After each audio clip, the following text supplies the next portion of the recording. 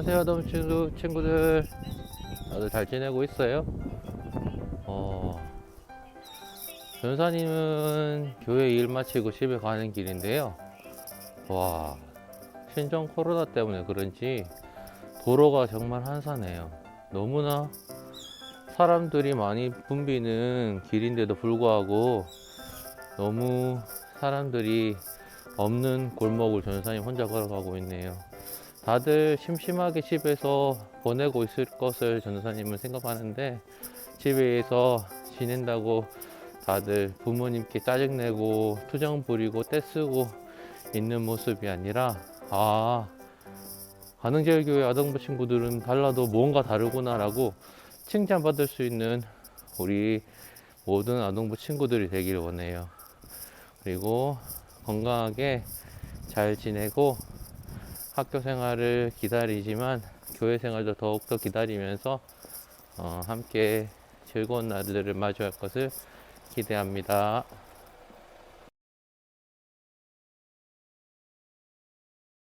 나는 전능하신 아버지 하나님 천지의 창조주를 믿습니다. 나는 그의 유일하신 아들 우리 주 예수 그리스도를 믿습니다. 그는 성령으로 잉태되어 동정녀 마리아에게서 나시고 본디오 빌라도에게 고난을 받아 십자가에 못 박혀 죽으시고 장사된 지 사흘 만에 죽은 자 가운데서 다시 살아나셨으며 하늘에 오르시어 전능하신 아버지 하나님 우편에 앉아 계시다가 거기로부터 살아있는 자와 죽은 자를 심판하러 오십니다.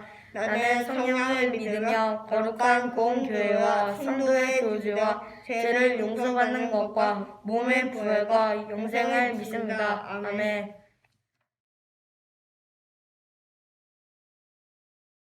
오늘은 기억해야 할 뜻깊은 일이라는 설교 제목으로 여러분들과 함께 말씀을 나누도록 하겠습니다. 본문 말씀은 마태복음 26장 26절에서 28절 말씀이고요. 전도사님이 여러분들을 대표해서 봉독하도록 할게요.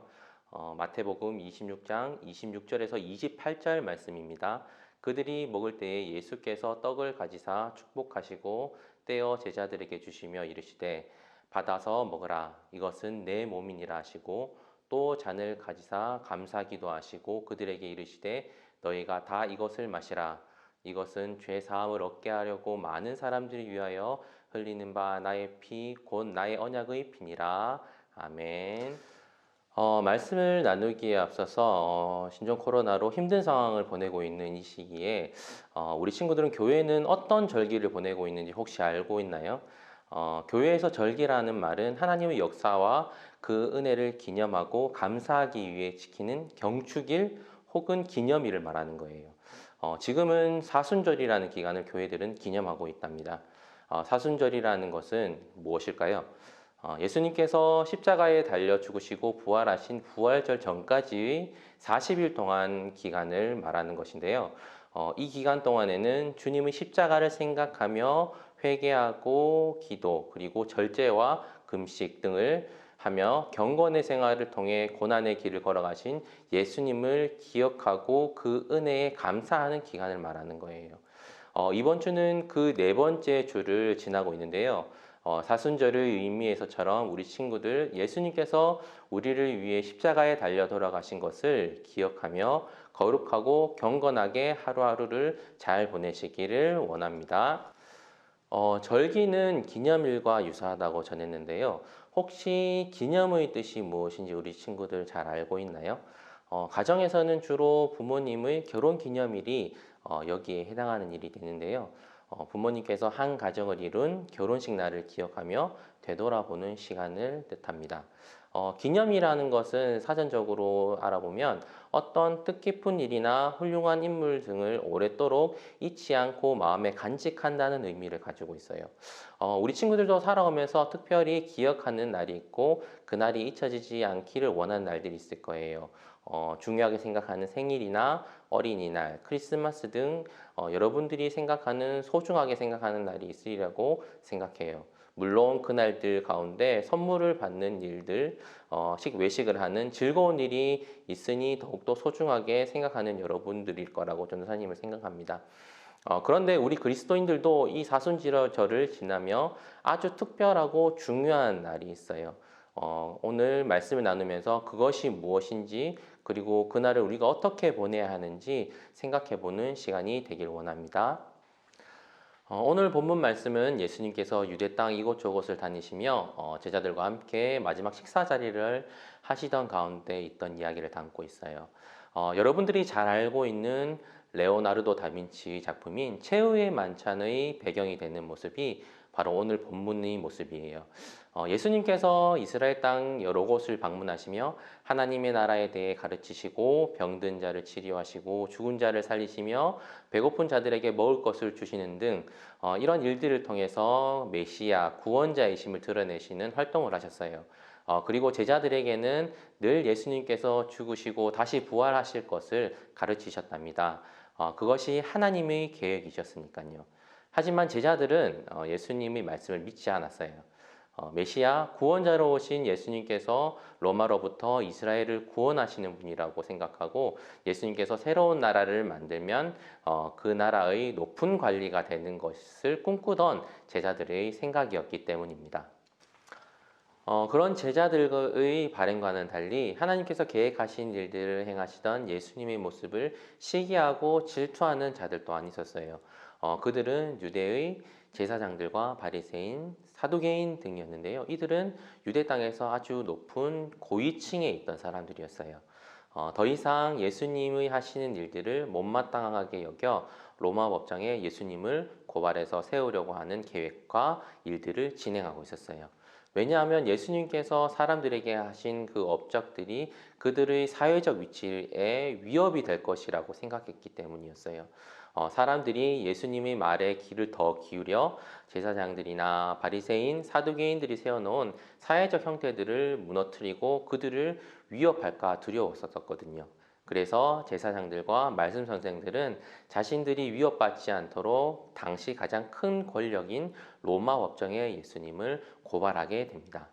6월절을 맞이하여 이 사실을 미리 아신 예수님께서는 로마 법정에 세워지기 바로 직전에 제자들과 함께 하시며 12제자에게 자신을 팔게 되는 사람이 있을 것임을 얘기하시고 본인이 죽게 될 것임을 다시 한 번 더 말씀하세요.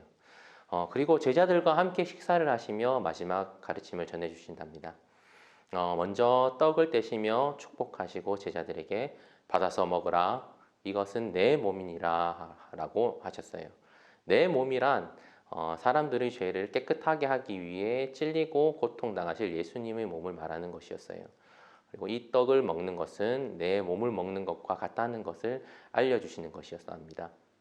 그리고 잔을 가지사 기도하시고 이것을 다 마셔라. 이것은 죄 사함을 얻게 하려고 많은 사람들이 위하여 흘리는 바 나의 피 곧 나의 언약의 피니라 라고 말씀하세요.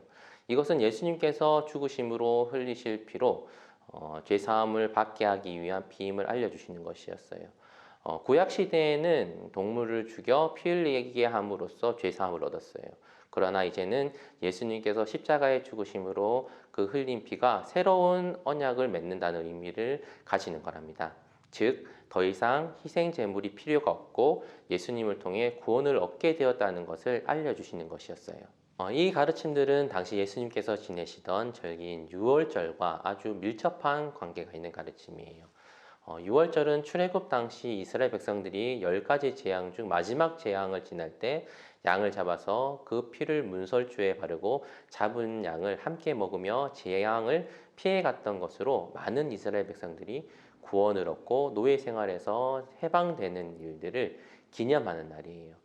이스라엘 백성들이 6월절을 기념할 때 행했던 그 일과 마찬가지로 예수님께서 떡과 포도주를 나누는 일은 6월절의 양을 나눈 것과 마찬가지로 우리를 죽음에서 생명으로 구해주시는 것임을 알게 하는 것이었어요. 그리고 예수님께서는 내가 포도나무에서 난 것을 이제부터 내 아버지의 나라에서 새 것으로 너희와 함께 마시는 날까지 마시지 아니하리라 라고 그 후에도 말씀하시는데요. 즉 이후로는 6월절의 희생이 더 이상 필요 없음을 이야기하셨고 제자들에게는 마지막 6월절이 되는 시점이 되었습니다. 그리고 이 날은 현재 우리가 교회의 절기로 보내는 날 중에 하나인 성찬식으로 이어지게 됩니다. 제자들과의 마지막 식사 이후에 예수님께서는 미리 아셨던 그대로 로마 법정에 세워지게 되시고 이스라엘 백성들의 원성으로 인해서 결국 십자가에 달려 돌아가시게 되셨어요. 예수님은 유월절 희생된 어린 양의 모습처럼 죄가 사라지고 생명을 가져다 줄 수 있는 그 모습으로 우리를 위해 십자가에 달려 돌아가셨어요. 분명한 것은 예수님께서 이 성찬식, 떡과 포도주를 나누는 이 일들을 반드시 기억할 것을 당시 제자들과 우리들에게도 전하신다는 거예요. 예수님의 성만찬을 통해서 우리가 구원과 생명을 선물로 받게 되었다는 것을 우리 친구들이 반드시 기억해야 할 점이에요. 우리 친구들도 앞서 말한 생일이나 어린이날, 크리스마스 날을 아주 소중하게 생각하리라고 전도사님 생각해요. 그날은 선물이나 외식 등 내가 생각했을 때 나에게 아주 기쁨이 되고 즐거움이 넘치는 날이기에 소중한 날이라고 생각하죠. 그런데 오늘 우리 예수님께서는 우리 친구들이 좋아하는 핸드폰이나 게임, 장난감 등을 같은 이런 선물보다 더 값지고 소중한 선물을 우리에게 주셨다는 것이에요. 바로 구원과 생명이에요. 사망, 죽음에 이를 수밖에 없는 우리를 위해 떡과 포도주를 나누시사 죄를 홀로 지시고 십자가에 달리심으로 이 엄청난 선물을 우리에게 주셨다는 것이에요. 물론 여러분들 각자가 생각하는 소중한 날도 물론 중요하지만 오늘 이 말씀을 배웠다면 그리스도인으로서 떡을 나누며 생명을 의미하는 예수님의 몸을 기억하고 잔을 나누며 우리 죄를 사하기 위해 십자가에 흘리신 예수님의 보혈을 기억하는 우리 아동부 친구들이 되기를 원합니다. 성찬식은 우리를 향한 예수님의 사랑과 은혜의 시간이에요. 꼭 기억하시며 예수님께 늘 감사하는 마음으로 하루하루를 보내시는 우리 친구들이 되길 기도합니다. 말씀을 마무리하고 기도로 예배를 마치도록 하겠습니다. 사랑이 많으신 하나님 아버지, 우리 친구들 아무 걱정 없이 지금 각자의 집에서 건강하게 잘 보내고 있으리라고 생각합니다. 이 모든 것이 우리 주님의 보호하심과 인도하심 때문임을 오늘 함께 고백합니다. 주님, 특별히 오늘은 그 성찬식 예수님께서 그 떡과 포도주를 나누신 그 기념하는 날인 성찬식에 대해서 배웠습니다.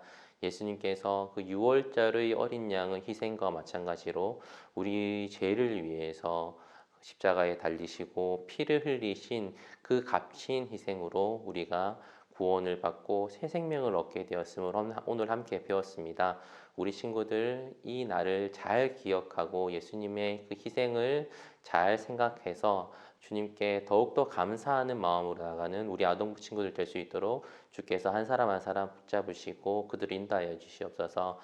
지금 집안에 있는 그 상황으로 인해서 갑갑하고 답답한 마음들이 있습니까? 그럼에도 불구하고 우리 친구들 더욱더 놀라운 일들로 즐거운 일들로 가득하게 하여 주시옵시고 나중에 밖에서 더욱더 즐거운 날들을 보낼 것을 기대하면서 숨죽여 주님과 함께 동행하기를 즐거워하는 날들로 채워줄 수 있는 우리 친구들 한 사람 한 사람 될 수 있도록 주께서 인도하여 주시옵소서.